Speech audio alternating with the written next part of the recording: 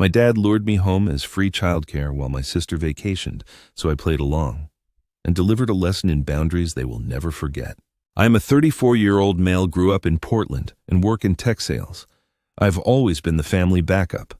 My dad, a 59-year-old male, is the type who thinks yelling equals leadership. My mom, a 56-year-old female, is the perpetual peacekeeper who never stands up to him. My sister Jenna, a 31-year-old female, was the golden child who somehow never had to grow up. She could bat her eyelashes and get out of chores while I was mowing lawns in the rain. When our parents got screwed in the 2009 housing crash, I was starting my career at a mid-sized tech company selling software solutions to healthcare providers. The pay was not great, but it was stable. I was sharing an apartment with 2 other guys and trying to pay down my student loans. Then came the call from my dad saying they might lose the house. It started small, just helping with groceries or bills when they were short. $100 here covering the electric bill there. No big deal, right? Then it became co-signing for Jenna's car when she got divorced from her loser ex. Family helps family. My parents kept saying it was temporary, just until they got back on their feet. That was 8 years ago. Before I knew it, I was subsidizing their entire lives while busting my ass 60-plus hours a week at a job I barely liked. I am on calls at 6 o'clock in the morning with clients in New York, then dealing with West Coast accounts until 7 o'clock in the evening. I literally installed a mini fridge next to my desk because I do not have time for a lunch break most days. 5 years in, I was sending them nearly $3,800 a month. Their mortgage, $1,650. Utilities, $420. Jenna's car payment, $375. Her kids' activities, $300. Streaming services, $75. Cell phones, $210. Even freaking DoorDash, $400 because it is hard to get to the store with the kids. Meanwhile, I was living in a 1-bedroom apartment in Miami, sharing walls with college kids because it is what I could afford while bankrolling their lives in Portland. I tried bringing it up a few times. I asked my dad if he would look for work. He would go off about his back problems and how nobody wants to hire someone his age. I asked my mom if she could pick up some part-time hours somewhere. She would tear up and say she needed to be available for Jenna's kids. I asked Jenna about jobs, and she would talk about how hard it is to find childcare even though our parents live with her. Jenna's parenting is a freaking joke. She has got the attention span of a goldfish with ADHD when it comes to her kids. I remember last Thanksgiving, her daughter had a fever of 102 degrees, and Jenna was too busy posting bathroom selfies to notice. Mom ended up taking care of her while Jenna went out that night for mental health reasons.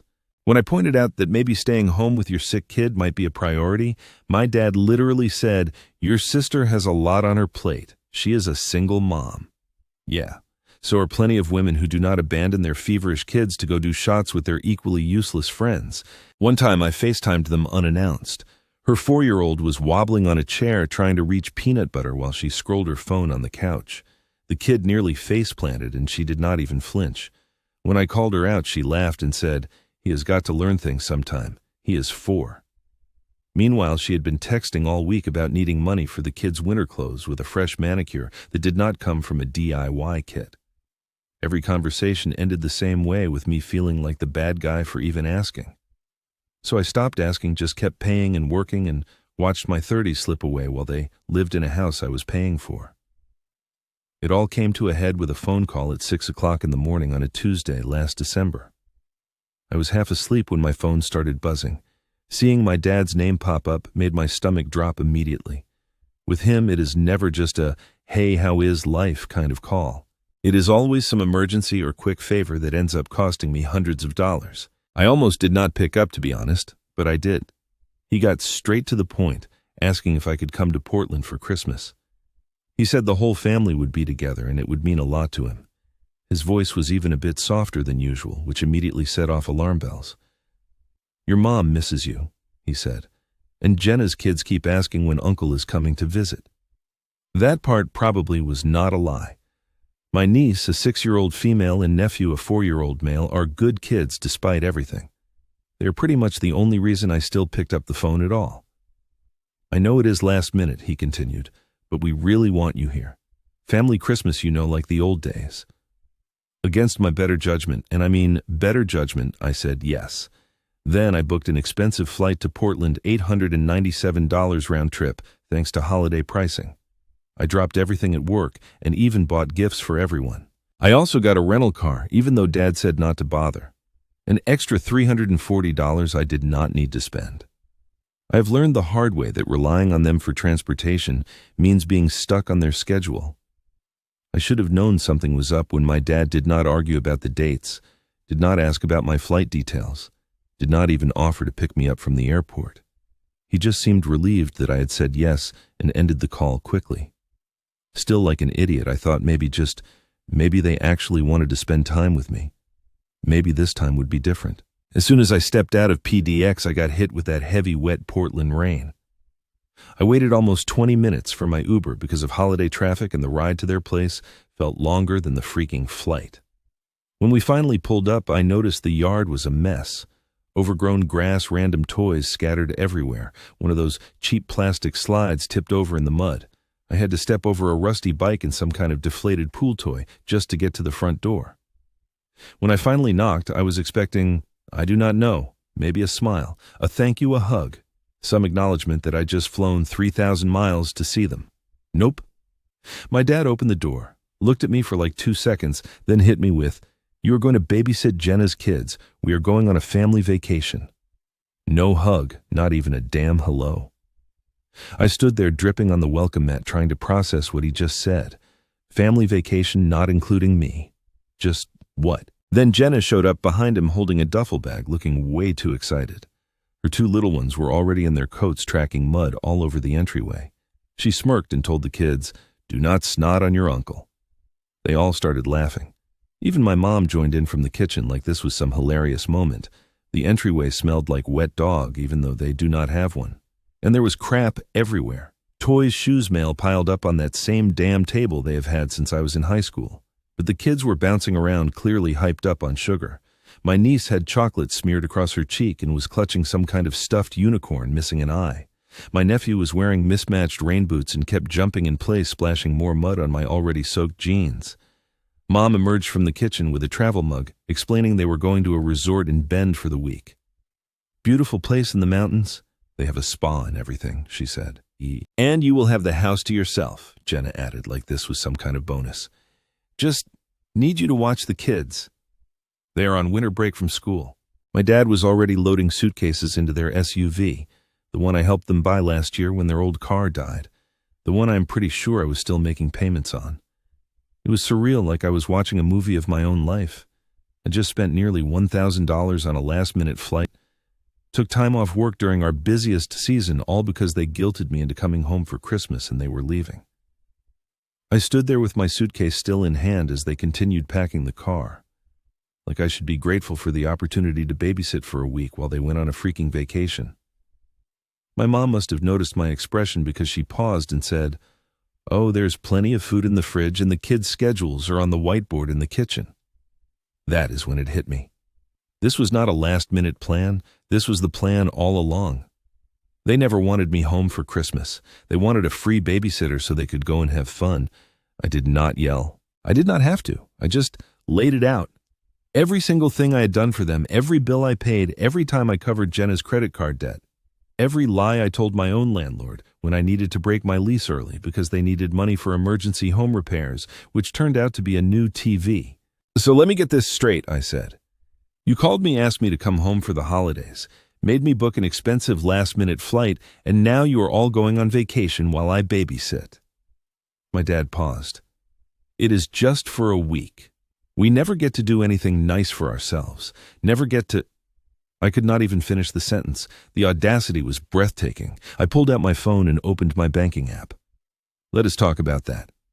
Last month I sent you $1,650 for the mortgage, $420 for utilities, $375 for Jenna's car payment, $300 for the kids' activities, $210 for everyone's phone bills, and about $400 for food delivery. That is over $3,000, and that does not include the extra $500 Jenna asked for when her car needed repairs." Their faces changed. My mom looked at the floor. Jenna suddenly got very interested in zipping and unzipping her jacket. My dad's expression hardened. "We are family. he said. Like that explained everything. Family helps family. Funny how that only goes one way, I replied. They thought I was just blowing off steam, complaining, venting like always. Figured I would grumble, suck it up, and play house for a week while they got massages and went to bend. So I hit them with the first card. I quit my job last week. That is when Jenna started screaming like I just confessed to murder. My dad lost it so fast he knocked over the coat rack. My mom had her hands in the air like she could somehow undo the last 5 years in a single gesture. You what? My dad bellowed. How could you be so irresponsible? What about our bills? Your bills, I corrected him. Not mine. And I did not just quit. I took a new job. Better company, better pay. But there is a catch. I have to be in the office. No more remote work options. I let that sink in. No more remote work meant no more flying out at a moment's notice. No more being at their beck and call. So what are you saying? Jenna asked, her voice suddenly small. I am saying I am done being your wallet. The new job barely covers my expenses, especially with the cost of living in Miami. There is nothing left to send your way. When I told them I was not staying to watch the kids, it did not register right away. They just stood there blinking, waiting for me to say I was joking. I was not. You guys go ahead to your resort, I said, pulling out my phone again. I will be staying at a hotel downtown. But the kids, Jenna started. Your responsibility, I finished for her, not mine. My dad stepped toward me, finger pointed at my chest. Now listen here. No, you listen, I cut him off. For once in your life, just listen. Then I dropped the next bomb. I told them the resort reservation was gone, canceled 3 days ago and fully refunded to the credit card. The surprise I had paid for a few months back as a gift when Dad mentioned wanting a getaway. He had not noticed because he stopped opening his own statements years ago. My name was on all the accounts. I had set them up that way to help with their credit after the foreclosure scare. Jenna laughed at first like I was bluffing. Then she pulled up the resort's app on her phone. Her face turned pale as the confirmation disappeared before her eyes. My mom looked over her shoulder, blinked a few times, then started asking questions nobody could answer. How is this possible? Jenna whispered. Same way I've been paying your bills for years, I explained. With my money, my accounts, my credit cards that you all seem to think have unlimited funds. Then came the airline part. I told them the flights had been rerouted, no refunds. That would have been too easy. I had the credit transferred to my own name under an account I had opened months ago, planning for this exact moment. You cannot do that, my dad sputtered. That is our vacation. No, I corrected him again. It is a vacation I paid for, which means it is my vacation and I decided to cancel it. My dad screamed. This is fraud, I reminded him. It was not fraud if the card was in my name. All those upgrades and bills, he had not paid anything in a year. The whole house, groceries, Jenna's car payment, it all went through me. He just signed his name and took the credit. But the highlight was what I put on the table next. Just a folded letter from Chase Bank, a polite reminder that the automatic mortgage payments had been stopped 3 weeks ago. I'd stopped paying on the house. I wanted to see how long it would take them to notice. They did not. The kitchen smelled like burnt coffee, and their faces looked like they just watched their winning lottery ticket get shredded. I'm not going to lie, it felt good. Years of being treated like an open wallet, and finally I was closing it. You cannot do this to us, my mom said, tears in her eyes. We are your family. Family does not treat each other like this, I replied. Family does not lie and manipulate to get what they want. It was not a lie, Jenna protested weakly. We did want you here for Christmas. As a babysitter, I reminded her, not as a brother or son. My dad was pacing now, running his hands through his thinning hair. So what, you're just going to let the bank take our house, let us end up on the street, is that what you want? What I want, I said, slowly making sure each word landed, is for you all to take responsibility for your own lives. Get jobs, pay your own bills, stop treating me like an endless resource you can tap whenever you want. The living room fell silent except for the kids who had moved on to fighting over a toy in the corner. My nephew started crying and no one moved to comfort him. They were all too shocked by what was happening. I've been planning this for months, I continued. I have got spreadsheets tracking every dollar I have given you over the past 5 years. It is over $175,000. Do you understand that I could have bought my own house, started a family, invested in my future? Instead, I have been investing in yours, and you cannot even be bothered to say thank you when I walk through the door." Jenna's phone buzzed. She glanced at it, then looked even more panicked. "The hotel just sent a cancellation confirmation," she whispered. "Yep," I nodded. "I called them this morning." As Jenna was walking in circles trying to call the resort, the doorbell rang. Everyone froze. Nobody was expecting visitors except me. I had planned this down to the hour. I told them to relax. It was not the bank, not yet. My dad opened the door, and in walked a tall woman in her 40s with a clipboard and badge around her neck. She introduced herself as Marissa from Child Protective Services. Jenna's face went completely white. "You see, I called CPS 3 weeks ago, told them what I had seen during our last video call. The kids left alone in the backyard without coats. One crying while Jenna smoked on the porch scrolling through her phone. I had screenshots, dates, times the time my nephew fell and got a bloody nose while Jenna was inside taking a nap. The time my niece had what looked like cigarette burns on her stuffed animals. CPS had opened a silent file, and now they were here for a home visit." I gave Marissa a polite smile and told her I was the uncle in town for the holidays, offered to show her the kitchen refrigerator nursery. Jenna just stood there frozen, clutching her useless plane tickets. "We have received some concerning reports," Marissa explained, her voice professional but kind. "I'm just here to check in and see how everyone is doing." "We are fine," my dad said, immediately trying to block her view of the living room. "Just having a family discussion." "I can see that," she replied, glancing at the suitcases by the door. "Were you planning on going somewhere?" "Vacation," my mom said quickly. "But we are reconsidering." Marissa nodded and asked if she could come in and look around. My dad hesitated, but she reminded him that she could come back with a court order if necessary. He stepped aside. The house told the whole story. The kitchen sink was piled with dishes, empty energy drink cans on the counter, peanut butter smeared on the wall by the dining table. When Marissa asked to see where the children slept, I stepped aside and let her see for herself. The kids' room was worse than I remembered from my last visit. Clothes everywhere, sheets that clearly had not been washed in weeks. A sippy cup of what used to be milk now growing something fuzzy and green. The bathroom had black mold in the corners of the shower. The medicine cabinet was unlocked with prescription bottles within easy reach of small hands. I noticed something I had missed before: a crack in the window covered with duct tape, letting cold air seep in. No wonder my niece had been coughing on our last video call. The room was freezing. Jenna tried to flip the switch. Suddenly, the concerned mother, she said she had not had time to clean because they were packing. Said she always left detailed instructions and would never go on vacation without making sure her kids were safe. Said I had agreed to everything months ago. I did not react, just looked at Marissa. She asked if I had any messages or texts from Jenna confirming I would watch the kids. I pulled out my phone and handed it to her. Jenna's last message was from 2 days ago. "Can you pick up some shampoo from Miami, the kind you bought me last time?"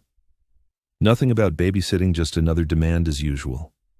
I caught my dad's eye across the room. For the first time in my life, I saw something I had never seen before. Fear. Not anger, not disappointment, but genuine fear. He was seeing his house of cards collapse in real time, and there was not a damn thing he could do about it. Marissa took notes on her clipboard, asked a few more questions about the children's routines, medical care, school attendance. Jenna stumbled through answers, contradicting herself several times. My parents tried to jump in and cover for her, but it only made things worse. "So you were saying you supervise the children when your daughter is unavailable?" Marissa asked my mom. "Yes, of course," my mom replied. "But you were about to leave them with their uncle for a week while you all went on vacation." My mom faltered. "Well, he is very responsible." "I see," Marissa said, writing something down. "And Mr. Stevens," she turned to my dad, "are you employed currently?" The color drained from his face. "I have some back problems that make it difficult to work." "Are you on disability then?" she pressed. We are working on that paperwork," he lied. Marissa made another note. "And who provides the primary financial support for this household?" Everyone looked at me. I just shrugged. "I have been helping out," I said, purposely vague, "but I recently changed jobs, so that is coming to an end." The rest of the inspection went about as well as you would expect. Marissa checked the fridge, nearly empty except for condiments and some expired yogurt, asked about smoke detectors. One was chirping from low battery, and observed the children, who were clearly not used to regular routines or discipline. By the time she finished, Jenna was in tears. Not the manipulative kind she usually used to get her way, but real, scared tears. My mom was sitting on the couch, head in her hands. My dad was leaning against the wall, arms crossed. Marissa gave them a checklist of what needed to be fixed and warned she would be back in 48 hours for a follow-up. She suggested some resources for parenting classes and job assistance programs. Then she left, but not before giving me her card and asking me to call if I had any other concerns. After she left, I picked up my suitcase. They did not stop me. Not one of them asked me to stay.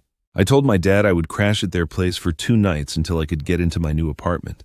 Said it like any normal person would. Not smug, just a statement. He looked at me like I had personally attacked him and said, no. He said I was not welcome anymore, that I had humiliated them. And if I thought I was better than them, I could prove it from somewhere else. After everything you have done, he said, voice trembling with rage, you think you can just stay here under my roof? I almost laughed at the irony. His roof, the one I had been paying for. I looked at my mom. She did not say a word. Jenna was still hiding with the kids. It was exactly what I expected. They had used me for as long as they could. And now that I was not playing along, I was disposable. So I nodded, did not argue, just picked up my barely unzipped suitcase and walked out. No dramatic exit, no big speech, just a guy leaving a house that never really belonged to him. Then I drove to my new place, the one they did not even know existed. A 1-bedroom downtown condo, 12th floor, with a view of the city I had grown up in but never really enjoyed. Clean, minimal, fully paid for. I had been planning this move for over a year quietly while still wiring the money. See, 6 months ago, I had made a decision. Instead of sending them extra money when they asked, which was constantly, I started setting it aside. Opened a separate account they knew nothing about, started building up a safety net for me, not them. Found a real estate agent who helped me find a foreclosure that I could get for a steal. Used every penny I had saved to buy it outright. No mortgage, no loan, no monthly payment, just mine. The place still smelled like fresh paint. The floors were cold, the fridge empty, and there were no sheets on the bed, but it was mine. Nobody else had the keys. I put my suitcase in the closet and just stood there for a moment, hearing nothing. No TV blaring, no kids screaming, no one asking for a favor or a loan or just a little help until payday. For the first time in years, I was not responsible for anyone but myself. I stood at the floor-to-ceiling windows looking out at the city lights and felt something weird in my chest. It took me a minute to realize it was relief. Pure, unfiltered relief.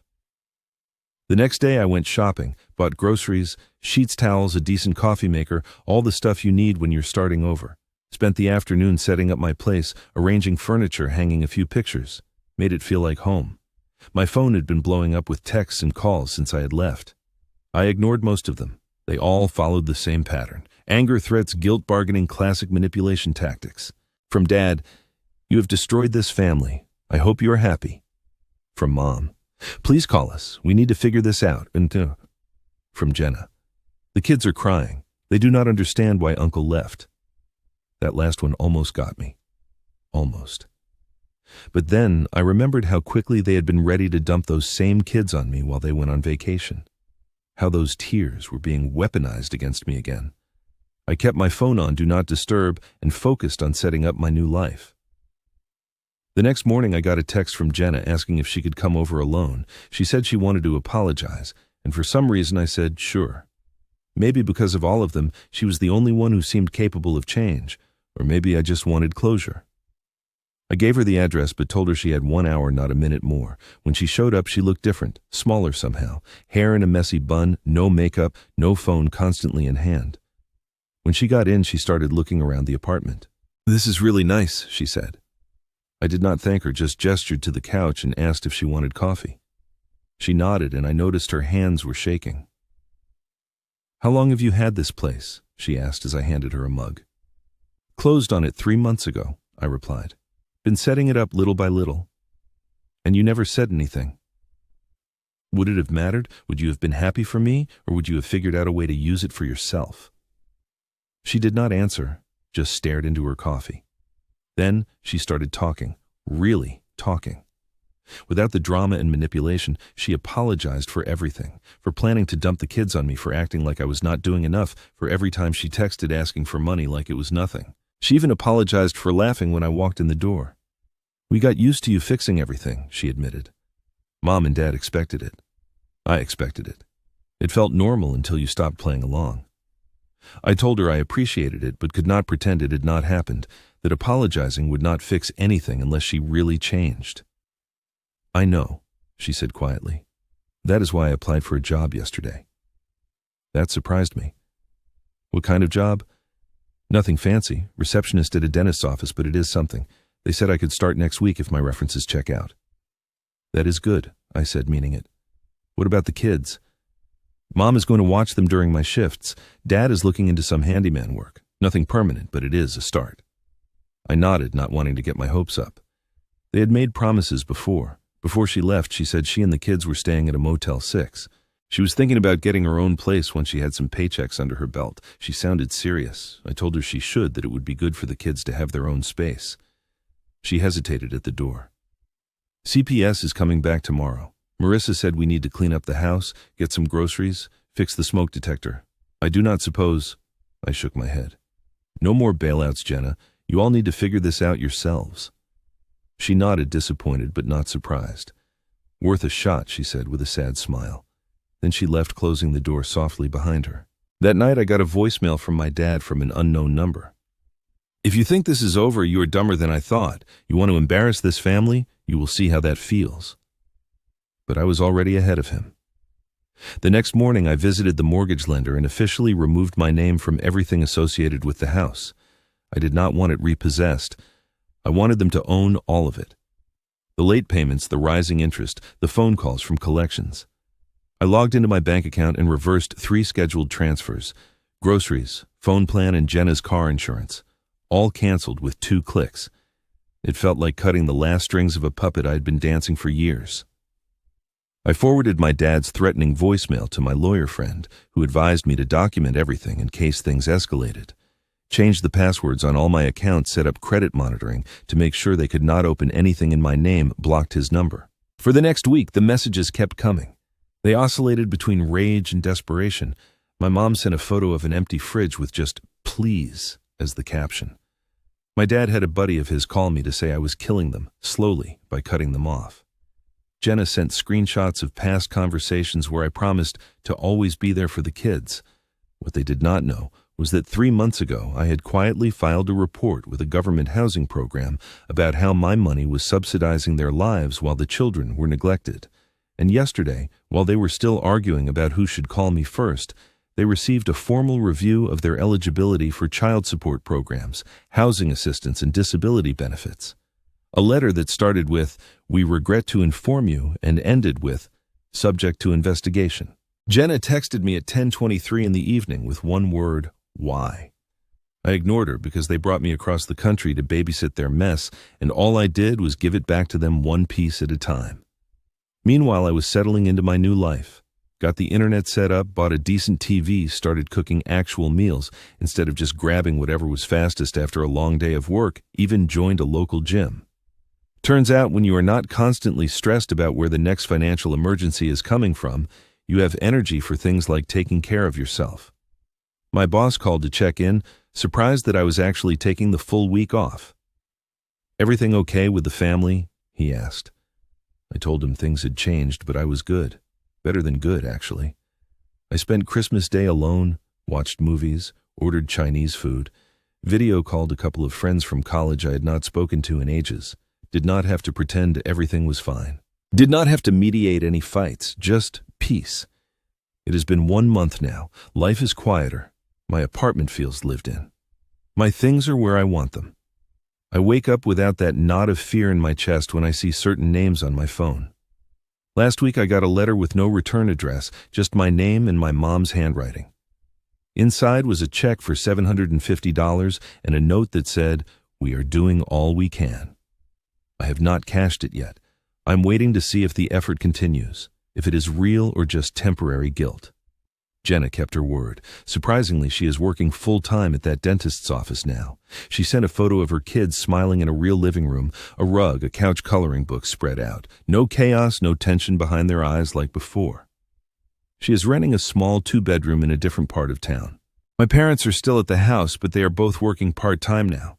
Dad doing maintenance at an apartment complex. Turns out his back is not that bad when it is the only option. Mom, cleaning houses. We do not talk directly, just short messages. That is all I want right now. I am not ready for more. Maybe someday, but not yet. As for my dad, nothing. Not a text, not a whisper. People like him do not apologize. They wait for the world to bend back to them. I do not bend anymore. I got a promotion at work, started hitting the gym 4 times a week. Turns out when you are not pouring your life savings into someone else's endless pit of needs, you can actually build something for yourself.